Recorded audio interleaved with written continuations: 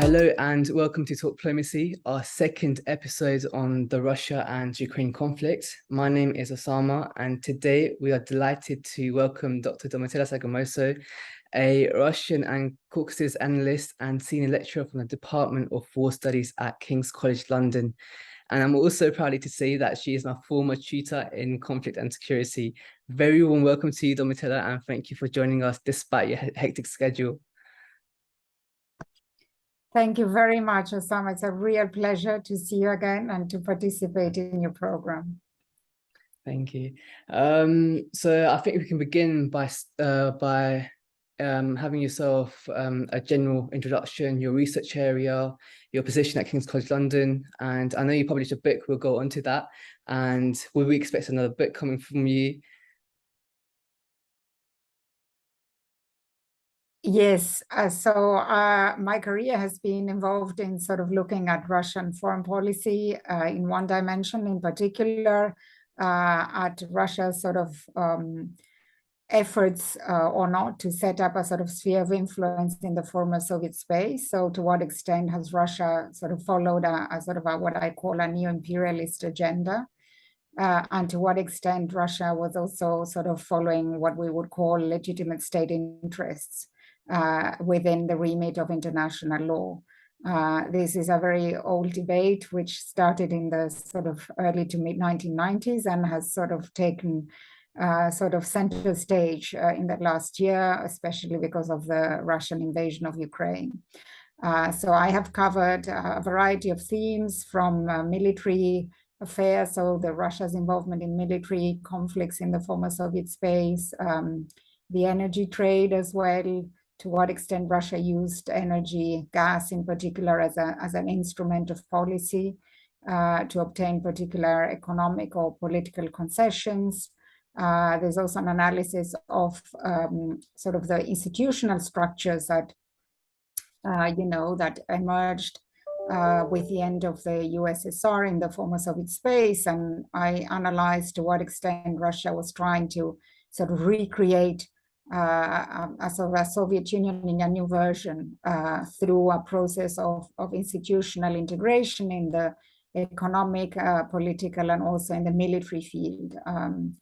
And here in particular, I focus very much on Russia-Belarusian relations. And yeah, so this is, this has been quite a lot of my work. My next work, or hopefully publication, will cover the question of Russian minorities and the relation in particular between Russia and Ukraine around the sort of the thorny issue of Crimea and the Black Sea Fleet. Fantastic. Your work sounds fascinating, and it really is pertinent to the current global affairs. This brings me on to the Russian and Ukraine conflict itself. Today marks the 170th day since the start of the war, and since then the fighting has continuously escalated. Recently we've seen explosions on a Russian operated airbase in Crimea. Tensions are high. So my question to you is, what are the 3 words you would use to describe this war and why? The three words, that's not easy for an academic to reduce things to 3 words. I think we should call this the Russian invasion of Ukraine. There is a clear effort by Russia to incorporate Ukraine as a region of Russia.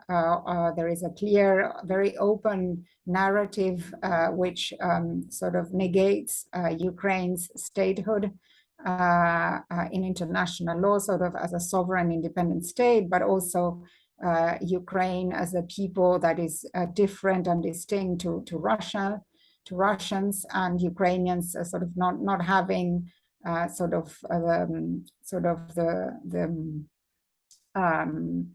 so the agency to decide their own destiny. So a sort of a desire to erase the notion of Ukraine from the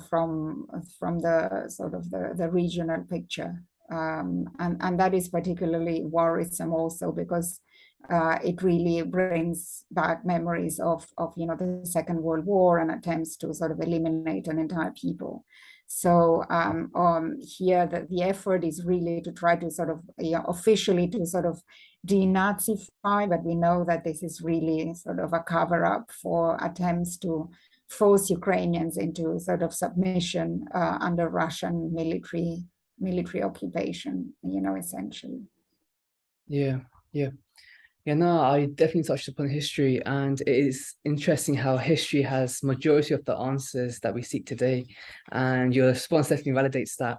I'd like to go on to your book on Russia Imperialism Revisited, which really sets out the stage and explores the nature of Russia's connections with the former Soviet states and determine whether Russia imperialism has made a comeback since the demise of the Soviet Union. I did like a university scan through the book because it's so rich and complex in research and Russia's foreign policy.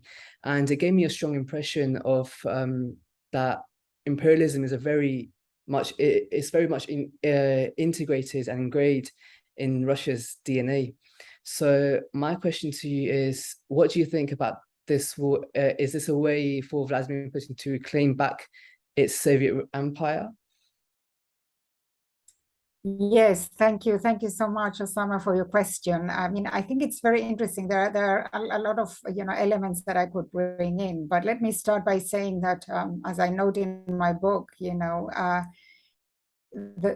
collapse of the Soviet Union was very traumatic for the Russian people because they identified very closely with the USSR as a state. But the collapse of communism for them brought with it sort of the collapse of the state itself. And also that meant that many areas that they felt belonged to a traditional sort of historical Russian state now belong to either new independent states or parts of it, for example, northern Kazakhstan, or entirely became independent, such as Belarus or Ukraine. And of course, there were many Russian speakers in these countries, especially in Ukraine, in eastern Ukraine, but not only, also in central Ukraine. And the assumption was that these people had strong allegiances to Russia and that in some way they sort of belong to the Russian sort of imaginary space as a state. And so this question was never fully resolved, although temporarily there were many agreements that were signed between Russia and Ukraine, which recognized, whereby Moscow recognized the territorial integrity of Ukraine, accepted that Crimea and Sevastopol were Ukrainian, although they also involved the leasing of the naval base at Sevastopol for the Russian Black Sea Fleet, often for quite a long periods of time. So from the security point of view, Russia managed to, for a variety of reasons, to keep a lot of the sort of the Black Sea Fleet naval vessels and also a military base in Sevastopol. But I mean, this idea of where Russia was and what were its borders sort of remained in the background. And when Putin came to power, he slowly sort of engaged in a process of sort of reviving sort of Russian patriotism, addressing issues around Russia's humiliation, this perception that Russia had been humiliated as a result of the end of the Cold War. So instead of presenting a narrative of Russian triumph because Russia had sort of defeated sort of the shackles of communism and the authoritarian system and had transited also towards a market economy, Putin chose to sort of paint the 1990s as a sort of really tragic era in Russian politics, and instead came up with a narrative of patriotism, of sort of reclaiming sort of the values that were very strong during the Second World War and thereafter, of Russia's sort of military might, of its sort of its victories in the Second World War. So a sort of patriotic and militaristic education sort of evolved and developed and started really to become sort of mainstream. And many ideas which in the 90s were really very far and extreme from sort of very nationalist figures suddenly started to become sort of mainstream. But Putin, until the early 2010s, was able to sort of manage this sort of rise in nationalism. And what he really was also very careful was that to make sure that this nationalism didn't have sort of ethnic undertones, so that Muslim minorities didn't feel alienated, or other minorities, because there are many other sort of ethnic minorities throughout Russia, so that they didn't feel that they didn't belong to the Russian state. But at the same time, when he came back to the presidency in 2012, his sort of nationalist and imperialist narrative became very powerful, and he increasingly talked about Ukraine as sort of not really being a state in itself, and that really sort of became much of a topic of debate after the annexation of Crimea in 2014 and the outbreak of violence in the Donbass. So that's when sort of this imperial project of trying to, in my view, sort of gather the former Soviet lands, especially the Slavic republics with Russia, became very prominent. So Belarus, Ukraine in particular.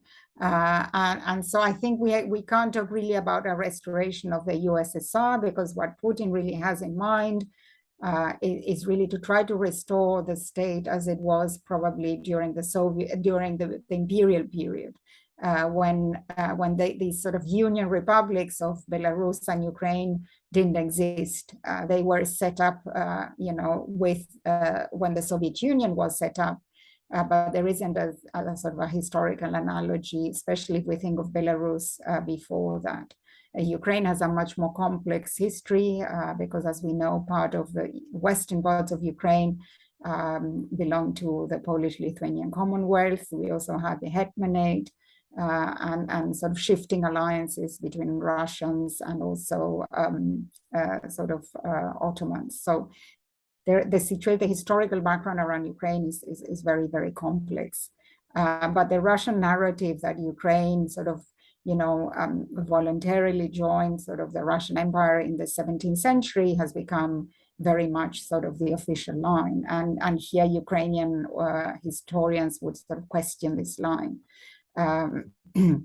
So I think the situation now is very much of a Russian state that had tried, now we know not very successfully, to sort of try to bring Ukraine very close to Russia. With Belarus, the situation seemed sort of easier because Belarus had signed many agreements of cooperation and integration with Russia in the sort of commercial field in terms of trade.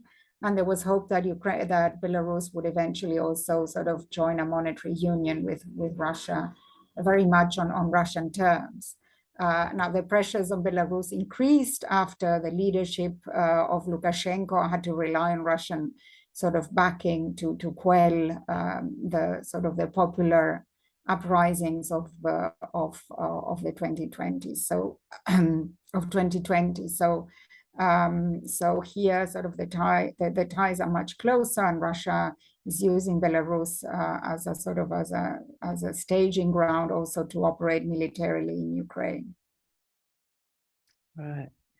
That sounds quite interesting. It's almost as if Putin's the one who's steering the ship for Russian imperialism.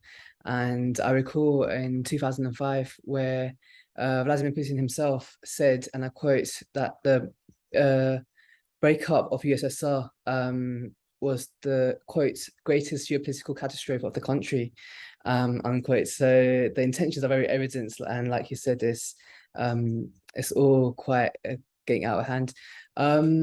This follows on to my next question. I'm quite conscious of the time.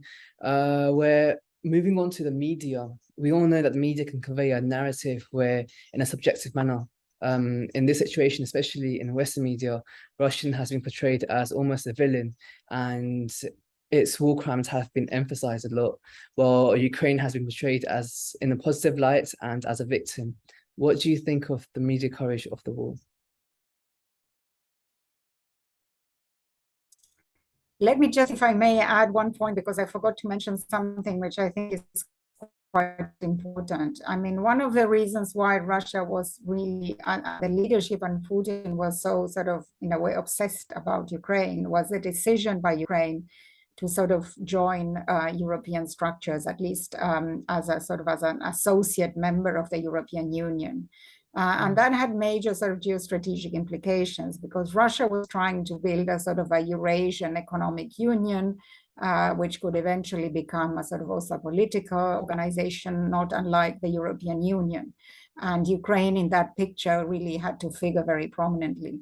So the fact that Ukraine was moving economically and institutionally towards Europe was accepting with the association agreement to sort of slowly introduce a lot of European regulation was an issue very much of concern to Russia. So here, you know, we really need to remember that there is also sort of this Ukrainian agency, which we shouldn't forget, you know, the desire of Ukrainians generally, you know, in a majority, I would argue, to sort of to turn towards Europe, European values of democracy, of economic transformation, which Russia in a way sort of rejected because, you know, as we said before, you know, I mean, it really is, Putin slowly built, you know, revived these sort of Russians as an imperial people, and where Ukrainians do not share this view. But if we go back to your question regarding the media, I think that I think that the media space has been quite active in trying to portray sort of a lot of the the tragedies of this war. There is obviously a lot of sympathy with the Ukrainian side. So by definition, a lot of the reporting focuses on sort of, you know, the efforts of the Ukrainians, the suffering and you know, the pain they're going through. But I think in terms of military analysis and you know, on how Russia is advancing, the analysis has been quite objective. I mean, no one has been hiding, you know, the Russian victories, their successes on the ground. Even those sort of Ukrainian reporters always recognize when Ukraine has had to retreat from particular regions. So I think that there is transparency in that respect, but I think there is obvious sympathy with the Ukrainian plight, and there is a very interesting debate going on in you know, in the Western media and among scholars about, you know, whether the West in some way was to blame because it sort of you know, developed very close ties economically, also to a certain extent, you know, militarily with Ukraine, although as we all know, Ukraine never really got a membership action plan for NATO. So it became a close partner, but you know, with promises of membership, but never really got into the whole process of actual membership of NATO. This was something that in a way was sort of frozen. So there is a very interesting debate going on. You can find it in many social platforms, scholars, academics. So I think that our Western, you know, space is pretty sort of lively in terms of allowing for a discussion about, you know, where are our mistakes and where are our errors. What is, of course, sometimes a bit lacking is, you know, what is, you know, to what extent, you know, Ukrainians may or may not be committing, you know, errors in their, you know, in their actions, you know, and, you know, I personally do not think that they're purposefully hitting civilian targets, but of course, this can happen. It is a war. So there is a tendency maybe not to report so much when Ukrainians may hit civilian casualties. But I think the big difference in that respect is that the Russians have been much more, you know, there's a much stronger intention from the Russian side to also hit civilian casualties as a strategy of war. From the Ukrainian perspective, it doesn't really make sense because this is their own population. But, you know, I mean, I'm sure there are instances that really don't come up when maybe Ukrainians may have hit, you know, civilian casualties and you know, as an error. So I'm of the view that, you know, it's generally there is, if you are ready to dig into social media and Twitter and expertise, there's quite a lot of analysis. There are a lot of experts who are trying to figure out if, for example, you know, the atrocities in Bucha were staged or not. You know, Bellingcat in particular are doing really good work. So, I mean, there is really this variety. On the Russian side, it's much harder, but there are a lot of Telegram channels, and there are also, you know, critics of the way that Russia is conducting the operation. So even in, in certain sort of Telegram channels, Russians can also express their concerns. So I'm of the view that, I don't really agree very much with this idea that there is a sort of Western narrative and a Russian narrative, and we should give space to the Russian narrative. We should listen to them, but we should really, in the end, stick to the facts. I mean, this is really what matters. This is really where I think the media should focus their attention. Yeah, thank you for that. And so, as a final question, do you have any final remarks or lessons that we can learn from this conflict?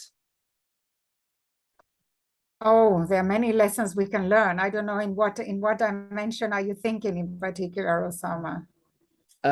Say, for example, in terms of attaining this security, yes, peace and security in this world, so that everyone can get along with each other, so that we don't cause another conflict to happen in future. Yes, this is really, really one of the key points which lies at the heart of how do we resolve this conflict? I mean, do we go all the way in helping Ukraine to liberate the areas that are under Russian occupation? What are the costs? To what extent are Western European, in particular, economies ready, to take, the sort of the blow from the increase in energy prices? So there are going to be a lot of questions around, how are we going to address the current war? And to what extent are we going to make sure that countries do not use this as a precedent? I mean, there was a bit of talk that Turkey might, also apparently carry out a special military operation in northern Syria because of its concern around, the Kurdish sort of militias there who have been very helpful in defeating ISIS. So this is a very dangerous situation and a very very worrisome, in my view, precedent. So we really need to make sure and send the message that these kind of military actions and invasions are not acceptable. Of course, Taiwan also comes to mind, and that's where the Americans are particularly worried about. So I think we need to, in the West, to send a clear message that, that there are certain rules of international law which everyone needs to abide to, and these are not necessarily sort of Western values or Western ideas. These are principles that have ruled, the international system, and they're ingrained in the United Nations Charter. So every country every country is expected to abide by them. So I think this is something that we really need to reinforce. And in a way, the fact that at the this vote in the General Assembly at the start of the war sort of condemned Russian actions, in a great majority, I think is very illustrative that people, countries and leaders are worried that this could set a precedent. In terms of European security, I mean, this situation is very complex because obviously there have been problems around, the way that the European security architecture was established in Eastern Europe. Some countries became members of NATO, others sort of were left halfway. Some joined Russian-led structures such as Belarus, but Ukraine was sort of left in the middle, and the same applies to Moldova. So their security and their stability, remained sort of endangered. So I think we really, if this war sort of ends in a positive note and Russians withdraw, we really need to create security organizations that in some way, cater to the concerns of these countries, sort of the countries in between, but also the perception of Russia that, that its own security is not at risk.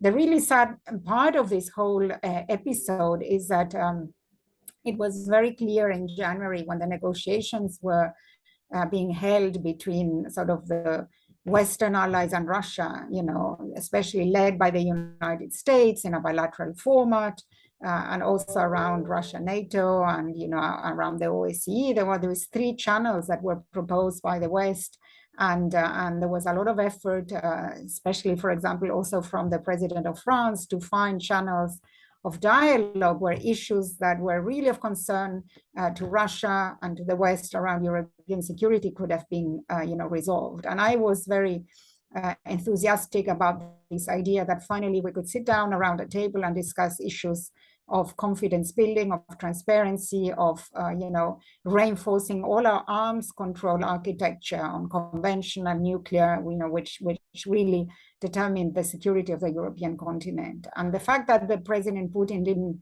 really take that offer and that really pushed aside any effort to resolve this conflict, and his obsession about Ukraine, implementing the Minsk agreement, in a way, we lost this wonderful opportunity where I think there was a real determination by the key European actors and the United States to sit down at the table with Russia and come up with some serious sort of outcome on European security. So I think it is a real shame. I think Russia missed a really incredible opportunity to resolve a lot of the issues that were of its concern in terms of security. But obviously the big issue for them was the fact that Ukraine was very eager to sort of move towards Europe. And the only way from their point of view that they could stop this was by this sort of military operation, which they hoped would result in sort of the Ukrainian presidency of Zelensky collapsing and changes occurring very fast. So it was a huge miscalculation on their side. So they have also a lot of lessons to learn about how to sort of plan these kind of operations if they ever decide so in the future. I think they're going to be pretty much deterred. Yeah, well, thank you for that. I suppose until conflicting ideologies are no longer seen as a threat, and like you said, until we have like mechanisms in place that do facilitate security, we will constantly experience global insecurity in that sense. But Osama, if you wish, I can answer one more question. That'd be fantastic. I believe I'll just have a sip of water, if I may. By all means. At the start, you did talk about that one of your expertise was on Russia's sphere of influence. And my question is, what are your thoughts on Russia's sphere of influence? Is it isolated on the international stage, or does Moscow still have allies? I mean, allies is a big word, and it's not clear what we mean by that. I mean, certainly Russia has compelled some of its neighbors to become very close to Russia, in particular Belarus, as I mentioned. So we could argue that Russia and Belarus have become very close allies, and in a way Belarus has become part and parcel of this military operation, although the leadership has been very careful not to involve the military of Belarus in the military campaign. The situation of Kazakhstan is a lot more complex because we have seen, commentary by the Kazakh leader that they do not accept this military operation. They want to distance themselves. They want to become an alternative provider of energy to Western and global markets. So a lot of concern there. And a lot of disappointment from the Russian point of view, because they had supported, the leadership of the current leadership of Kazakhstan when they faced revolts in January 2022. So Russia had sent paratroopers. So it's a bit of sort of tension there. If we move beyond, the key actors in the former Soviet space, and we think about, for example, actors like China or India. China in particular has signed a very close sort of agreements with Russia before, just a few weeks or days before the outbreak of the war, where in a way China was sort of in a way giving Russia an open hand to carry out this military operation, probably with a hope that this would be something that would finish quite quickly, but it didn't really turn out that way. So the Chinese have been, supportive officially of the Russian line that, NATO is also partly to blame, and that the security of Russia in the European continent is paramount for Moscow, but they have not really sort of approved of the annexation of Crimea or the annexation of territory. And they have so far, from the information that I have, not really provided significant sort of military support to Russia. Of course, they've become big purchasers of the Russian sort of energy, oil and gas. The same goes for India. So these are countries that have decided to sort of try to tread this thin line between not fully supporting Russia, but not necessarily sort of taking a hostile stance towards Russia and joining, for example, all the sanctions that have been introduced by, the United States, Russia, excuse me, the United States, the European Union, but also, East Asian countries, which also are very concerned. So in a way, we find ourselves that, globally, there is a bit of a sort of an alliance of very developed, strong economies and democratic states. But they're all facing, all countries are facing the negative challenges and the implications of this war, in particular, in terms of rising, prices of energy and also food products. So this is a serious issue of concern. And the pressures, for example, from African countries and Middle Eastern countries to sort of open the flow of grain through the Black Sea is become, a very important sort of element in the bilateral relation between Russia and these countries. So Russia is also under a lot of pressure to resolve this war so that, countries can go back to sort of, trading more openly with Ukraine and ensuring that prices, do not stay so high for food and energy. So I would argue that Russia is a lot more isolated than it thought, but there is a perception sometimes that, the West is more isolated. It's interesting that if we think about the Cold War, it was really a war that was fought primarily by Western Europe and the United States and maybe some countries globally, but overall, then the non-aligned movement was pretty extensive. It involved India, it involved countries in Europe such as Yugoslavia, many countries in Africa and Latin America. So, this is not a new scenario. There is a perception that this is something very new and that the West is very isolated. Of course, the new entry is the fact that China is very powerful militarily as well, and this creates worries in the United States that China could take an opportunity now to sort of advance over Taiwan. But let's hope that doesn't happen. Fantastic. Thank you for that, Domitilla. I think you answered another question of mine, which was I was going to ask you whether a continuing absence of Russia's influence on Central Asia, for example, because of the Ukrainian conflict, would it pave the way for the influence of other regional powers such as China or India, or will they be representing the following targets of Russia? So no, thank you for that, Domitilla. I guess we shall conclude there.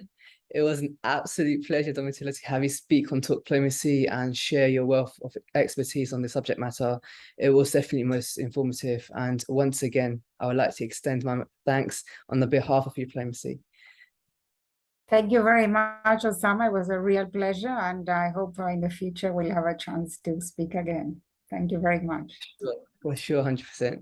And on that note, to our audience, I trust this has been an informative talk, and we hope to see you on our next Talkplomacy episode. Take care.